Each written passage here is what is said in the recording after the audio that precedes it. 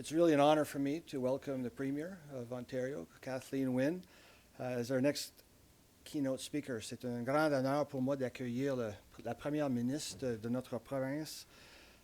Premier Wynne, I started telling you a bit about this group as we made our way up, and let me just tell you a bit more, because it's quite a remarkable group.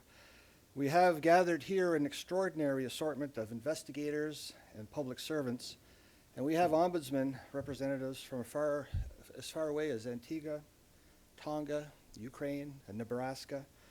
We have people from ombudsman offices in Nova Scotia, Manitoba, the Yukon, and other ombudsman and legislative offices in Ontario.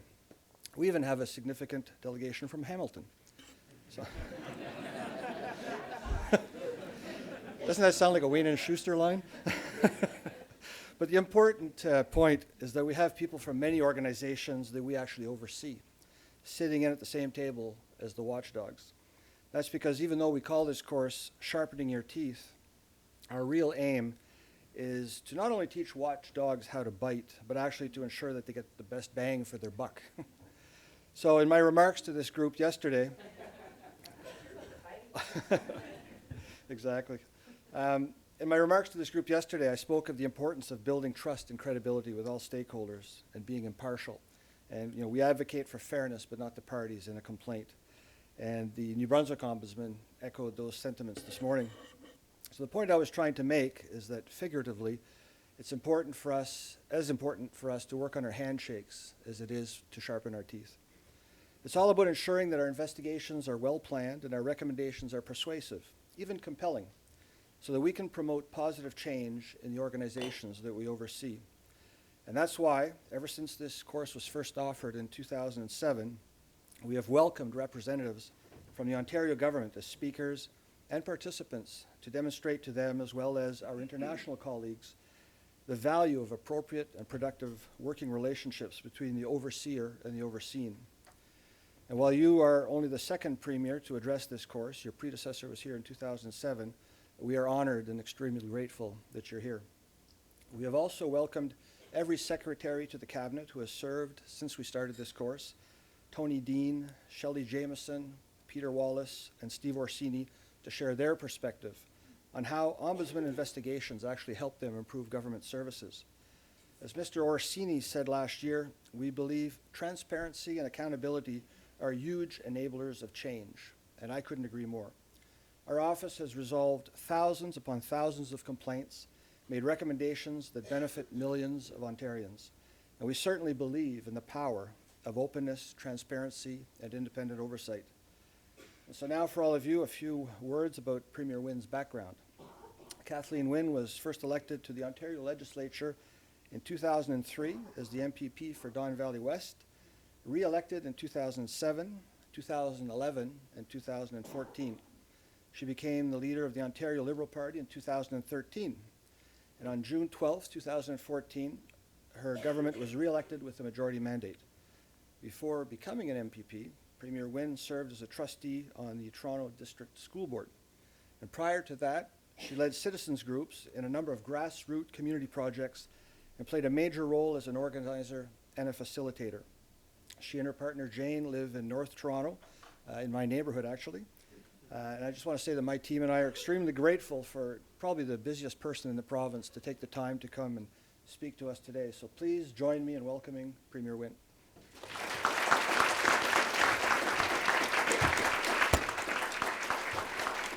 Thank you, Paul, and it's a real pleasure to be here. Good afternoon, everyone. Bonjour, bonjour, Ani.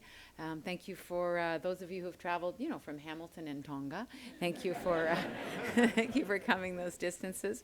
I want to begin by showing my respect for the long history of Indigenous people in Ontario by acknowledging that Toronto has been a sacred gathering place for many Indigenous people of Turtle Island for thousands of years, and we're gathered on the territory of the Huron-Wendat and Petun First Nations, the Seneca, and most recently the Mississaugas of the New Credit. And today, Toronto is still home to many Indigenous people, and I'm grateful to them for the opportunity to work together toward reconciliation. This region is also a home and a gathering place for people from around the world. So I again want to welcome our international visitors attending this conference. I think that it's a great opportunity for you to share your experiences, and I believe you'll learn a great deal, or have learned a great deal, from our Ombudsman's office, Ontario's watchdog. And I said I'm not so sure about the sharp teeth. I'm glad the handshake is part of that, Paul, because I do see it as very much an important part of how we move forward, not by biting, but by shaking hands. I've always believed that government must be a force for good in people's lives, and that requires a commitment to partnership. It requires a commitment to transparency and accountability. And it means we have to take responsibility when things go wrong and be willing to work with others to find solutions. I actually don't know any other way of doing it. I don't know any other way of improving. Un gouvernement responsable prend ses responsabilités quand il y a des problèmes et collabore avec les autres pour trouver des solutions.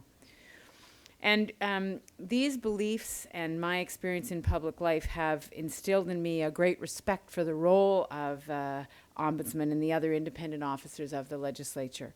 And I want to talk a little bit today about the concrete steps that we've taken to strengthen and to expand the role of the Ombudsman. But I'll tell you a little bit about my background before I go there. Before I entered politics, I worked as a community mediator. Paul talked about my work as an activist and a facilitator, but I was working as a mediator as well. And I believed that if we, just as a society, collectively, if we spent more time finding common ground, if we thought more about outcomes and the importance of relationships along the way, and about how decisions affect people and communities in the years that follow, that we'd be able to come to better, more mutually beneficial agreements. And that is a belief and a skill set that I developed in mediation that has come in handy many, many, many times in my political life. I was also raising my 3 children at the time that I was doing that work, and I became increasingly concerned over what was happening in their schools. There were resources being taken out of the classroom at the time, and that to me was not part of the contract that we had in this province, and I felt that it was unfair, not just to my kids. That wasn't the only point. It was not good for the entire province. So that was the catalyst. That was a watershed moment for me, and I've been involved in politics ever since. And my mission is fairly straightforward. I'm trying to make government a more open, inclusive enterprise, because that's how we can build a more prosperous province and a fairer society. That's the foundation of my belief. Ma mission est de devenir un aide aux personnes en rendant le gouvernement et la société plus juste et plus inclusive. So I want to pause here just to make some basic observations about the environment that we're in right now. Changes in technology and consumer behaviors are driving change in people's expectation of government, and we see that on a daily basis. Public expectations for accountability and openness are high, and that's a very good thing. At the same time, and this is more problematic, trust in public institutions is not as high. Public institution trust is lower. We're in a more competitive global economy every day. Public resources are scarce.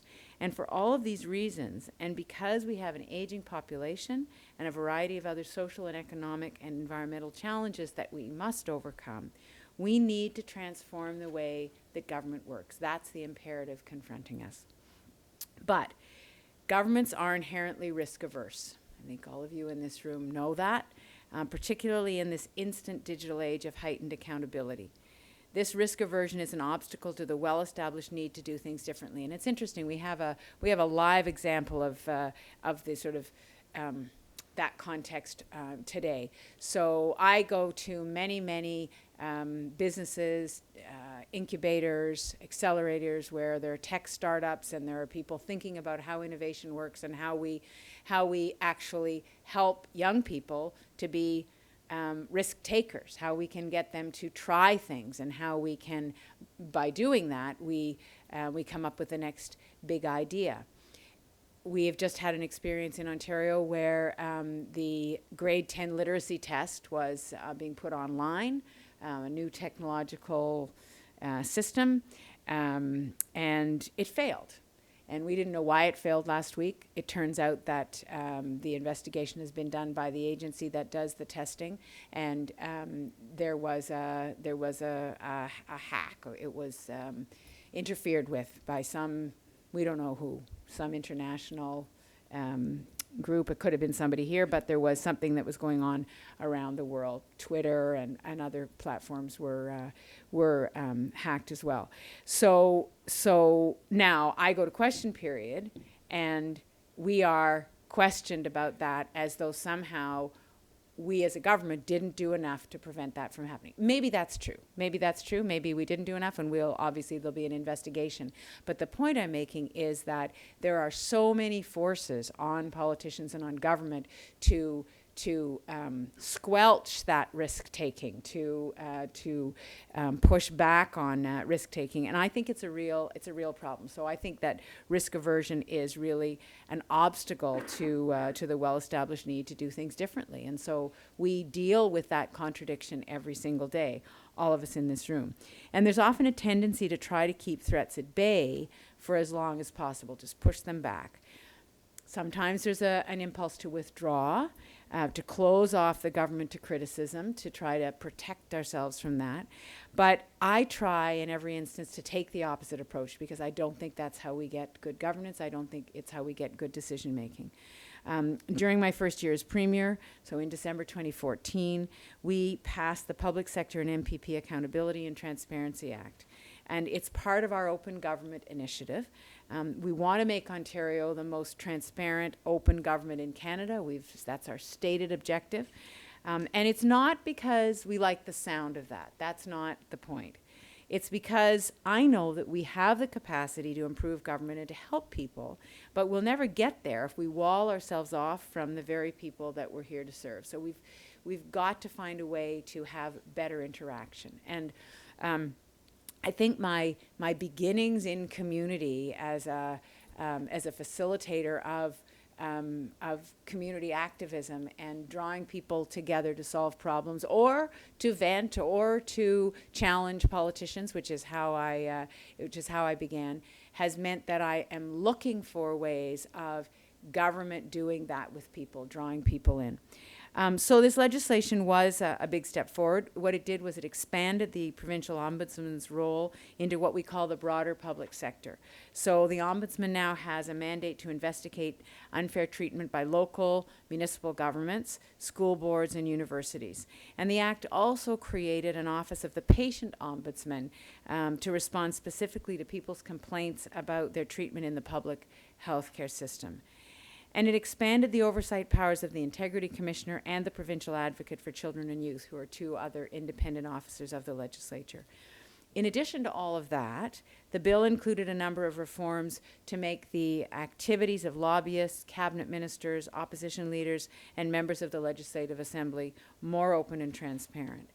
And around the same time, we created another independent office of the legislature, and that's the Financial Accountability Office of Ontario. So these independent accountability offices don't supplant existing mechanisms for people to access government information, to register complaints, or to seek better, fairer treatment. Nor do they take the place of our policy development processes. Those all continue. They complement them, and they've become an indispensable part of our approach to a healthy democracy and a fairer society. Ontario's Ombudsman is a vital part of this, and here are some specific ways that the office helps me to do my job and helps make sure that people are being supported and treated fairly. First, there's an early warning effect. So the Ombudsman's office gets, I think, Paul, about 20,000 complaints a year, is that right? Most of them are resolved informally without launching an investigation, and that's a good sign. It means that we can be responsive to complaints and collaborative in finding solutions. But trends emerge, and sometimes that calls for an investigation, as you know. But more often, because we have instilled respect for the Ombudsman's office across government, and I hope that the office feels that from the top down, there are good working relationships between government offices and the Ombudsman's office, so that these trends, when they're discovered, can be nipped in the bud or can at least be interrupted. In some case, just one person's experience reveals a design flaw in a particular program or in a service that's being delivered. And because the Ombudsman brings it forward, we're able to resolve the issue, not just for that individual, but across the system and for others who might have been treated unfairly. For these early warnings to work best, a few things need to happen. And it's important that they happen because that interruption that can take place can prevent, obviously, further unfair treatment into the future. Government needs to value the role of the Ombudsman and build good relationships with the office. And the Ombudsman's office needs to demonstrate that its actions are independent, that they're nonpartisan, and entirely in the public interest, that they're about a fair process as a fair outcome, and more constructive than critical. And I want to just commend our Ombudsman for the effort that he has put forward. Paul has been proactively reaching out to universities, municipalities, and school boards, and the public sector bodies that our legislation recently brought under the Ombudsman's purview to establish relationships, and I think that is incredibly helpful. And by doing that, he's debunking the fears that his office is out to embarrass or to generate sensational gotcha-style reports. And when his office does come calling, it'll be fully understood that they're there to help because of that relationship and to resolve legitimate complaints and to help identify solutions.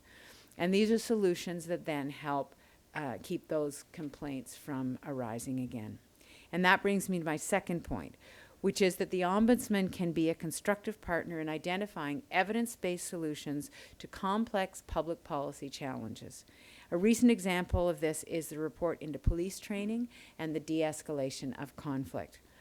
After receiving 176 complaints about police use of lethal force, the Ombudsman launched an investigation. They spoke to experts in police training and de-escalation, interviewed families who had lost loved ones, and reviewed approaches that were being taken in other places.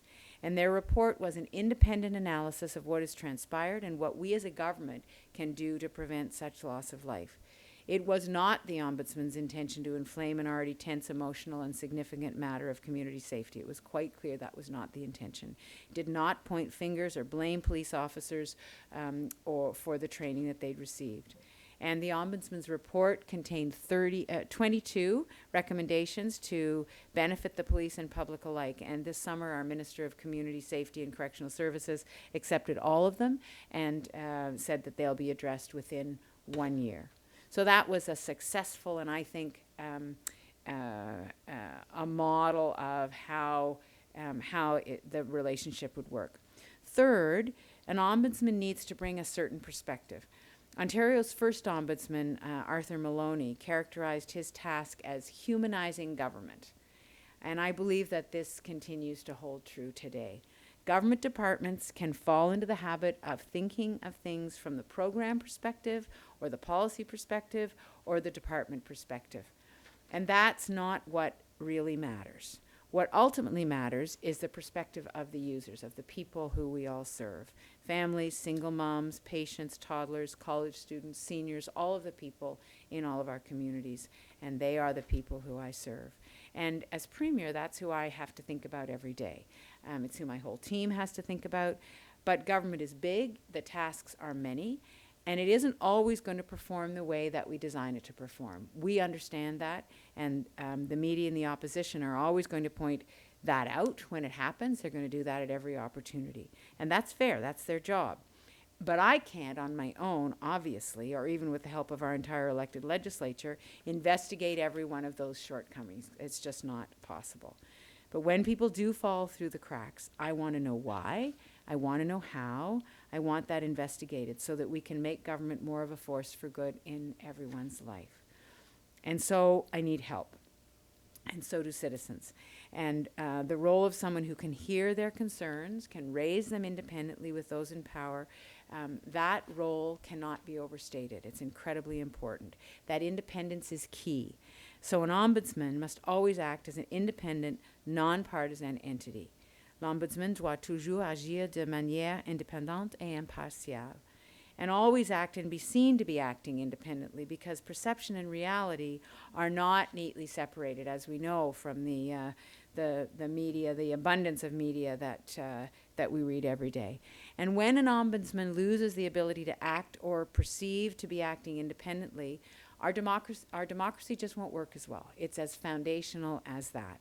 People need to have an advocate to challenge the system from their perspective. And government needs that independent partner to help bring that perspective forward and to help it be more human, no matter how uncomfortable that can be on a given day. I will just say as a politician. I acknowledge that it can be uncomfortable, and but I want you to know that I believe what I am saying. This is what I believe. This is the way I believe it should work. There's also a flip side to this humanizing government task that's just as important. By emphasizing procedural fairness, resolving complaints as quickly as possible, and having a level of personal contact with the people who seek out the help of the Ombudsman, you help people to see the government itself in more human terms. You're another face of government that people interact with, not as some kind of amorphous, unfeeling, immovable bureaucracy, as it's sometimes portrayed, but rather as a collection of people who, just like all of them and all of us, make mistakes and want to fix them, who want to help others, who want to treat people fairly. And I would suggest that in this age of eroding trust and heightened criticism, putting that human face on government matters enormously. Because to go back to where I began, government has to be a force for good. It is our collective expression of how we want our society to work. And I know from experience and from examples set by some of the people in the room today that the best way forward, the way to help the most people and prepare our government and our society for the challenges that we know lie ahead, the best way to do that is by opening government up and giving people more information and more access rather than less. Not just through the Ombudsman, but by using digital tools to engage more people in policy formation, by proactively releasing more information and more data, and by inviting criticism, quite frankly.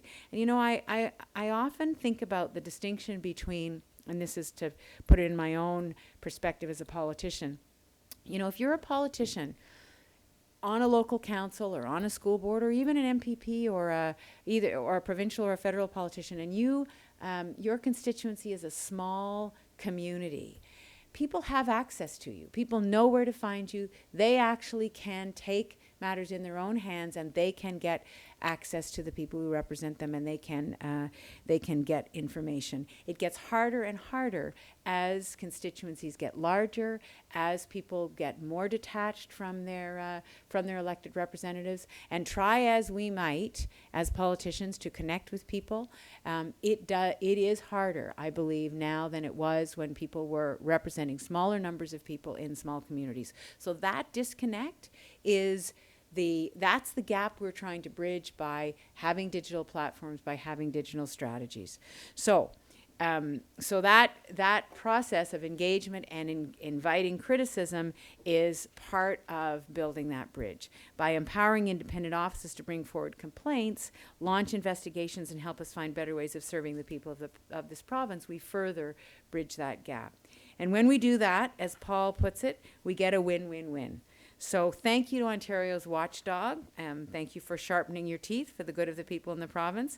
And to all of you here for the interest that you've taken in this important work, for participating in this training, which is very thorough, and for all that you do to strengthen our democratic system. It's very important to our society. Fairness may be something we learn early in life, but learning is a lifelong pursuit.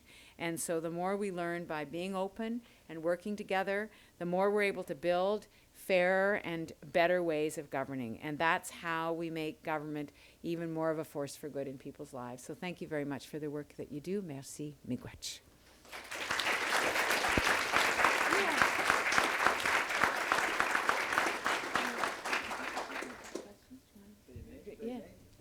We have a unique opportunity here. I have time for a couple of questions. I see microphones. You're all set up. Does anybody have a question that they want to ask me?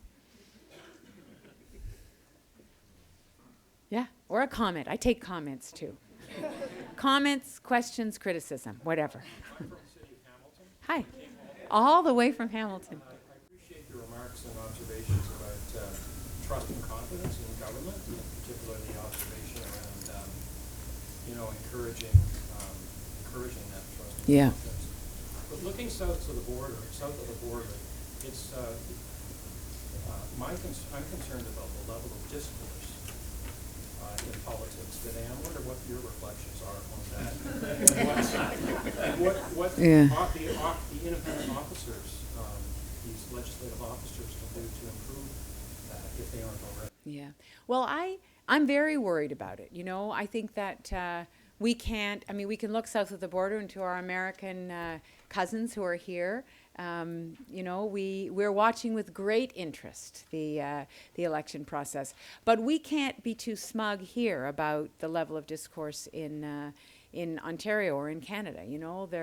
There's a harshness, and I think that social media is feeding that. I think it's fueling that because people can anonymously say horrible things about each other online, and they can do that with impunity, pretty much.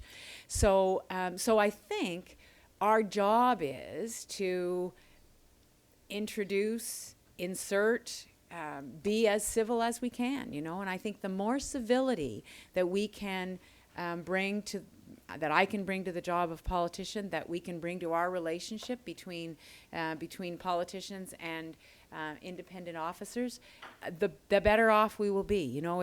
If we engage in an uncivil dialogue between each other, then we're just fueling that beast, and I think it's a real problem. So I try very hard, and there may be clips of me at times being angry or being passionate about something, but I try very hard to attack people's ideas, not the person. I try very hard to take criticism in a way that is rational, and I think that it's our responsibility to do that, and it's even more important in the current political environment, I think,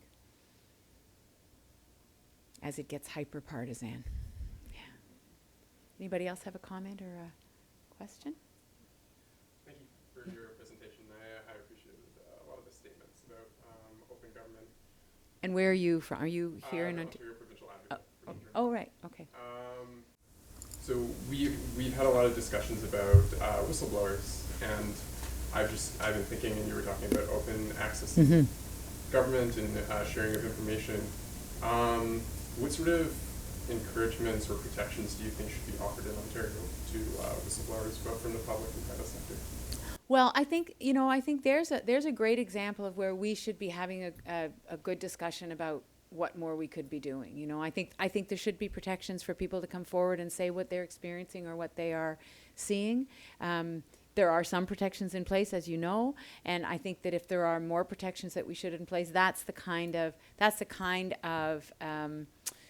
recommendation and discussion that I think it would be very helpful for us to have, and certainly we'd be open to that.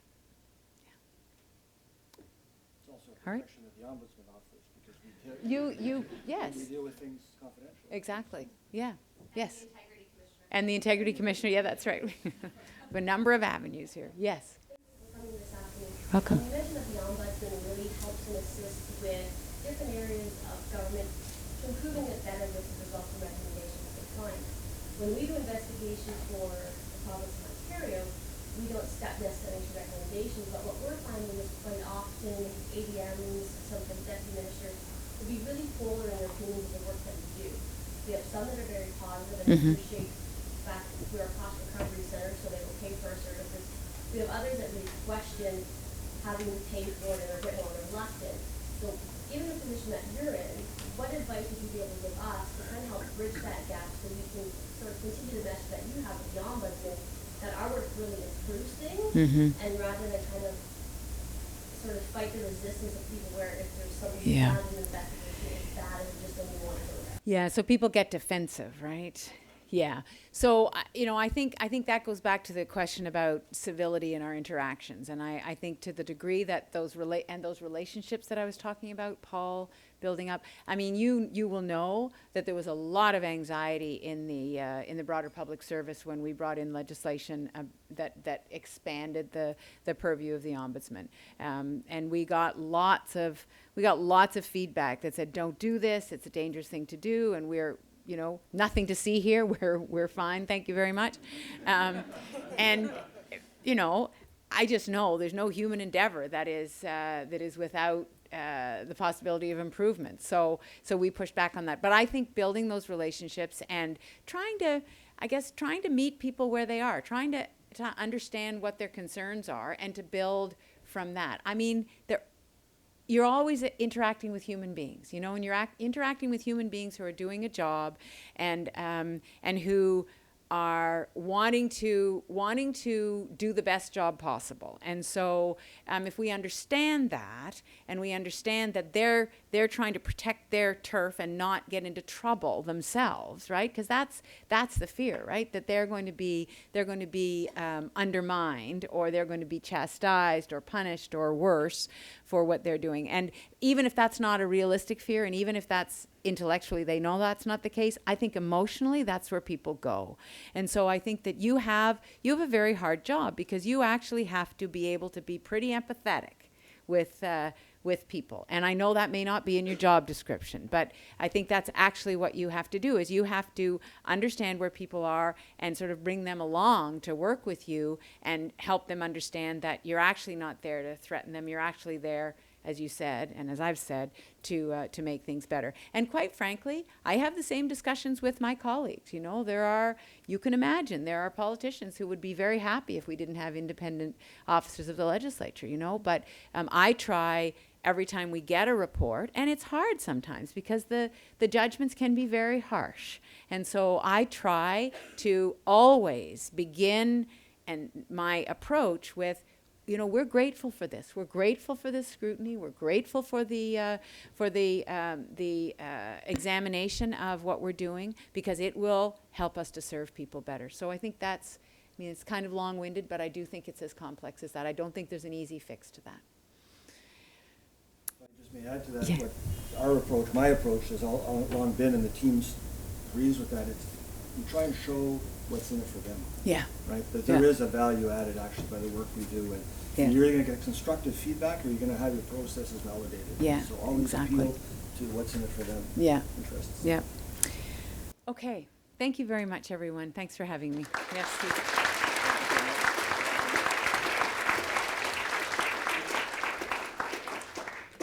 So I just want to say thank you to the Premier, and you know, we could have gone on with this conversation all day, but I just want to say that I'm really heartened by your remarks, and I had a similar reaction when I heard Steve Orsini when I first got this job, and I listened to a videotape he did. I thought, my God, he gets it. And I say, you get it. And it's very heartening to hear the Premier understand and appreciate the nature of the work we do and what our role is. And so we're very grateful for that. And it's a beautiful icing on the cake for this course this week. So thank you very much, and we appreciate your presence. Merci infiniment.